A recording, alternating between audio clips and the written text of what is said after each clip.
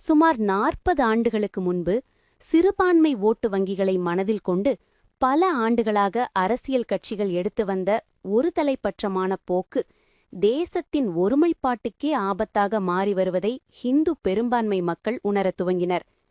கல்வி, சமய நிர்வாகம், அரசு சலுகைகள் பல துறைகளில் சிறுபான்மை என அழைக்கப்படுபவர்கள் பெரும்பான்மையை விட அதிக உரிமைகள் பெற்றிருப்பதை ஹிந்துக்கள் கவனித்தனர்.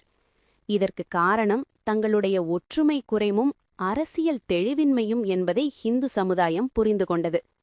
இந்த அரசியல் விழிப்புணர்ச்சி தமிழ்நாட்டிலும் எதிரொலித்தது. திராவிட முன்னேற்றக் கழகம் தொடர்ந்து ஹிந்து மதத்தையும் பண்பாட்டையும் கேலி செய்த போக்கு மக்கள் மத்தியில் எதிர்ப்பை உருவாக்கியது. இதனை எதிர்த்து ஹிந்து முன்னணி அரசியல் பிரச்சாரத்தில் களமிறங்கி ஹிந்து விரோத கட்சிகளை தேர்தலில் தோற்கடிக்க வேண்டும் என்று வெளிப்படையாக அறைகூவல் விடுத்தது. 1984 விஜயதசமி நாளில் ஹிந்து நலனை காக்கும் வேட்பாளர்களுக்கே வாக்களிக்க வேண்டும் என்ற அழைப்பு அரசியல் தளத்தில் புதிய சிந்தனையை விதைத்தது. இதன் விளைவாக முன்பு ஹிந்து மதத்தை விமர்சித்த கட்சிகளே கோயில்களிலிருந்து பிரச்சாரம் தொடங்கும் நிலைக்கு வந்தன.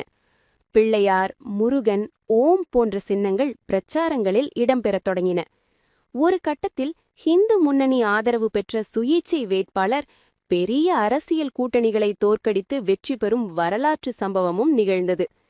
இந்த மாற்றங்கள் அனைத்தும் சொல்லும் செய்தி ஒன்றுதான்: ஹிந்து சமுதாயம் விழித்துக் கொண்டால் அது அரசியலின் போக்கையே மாற்றும்.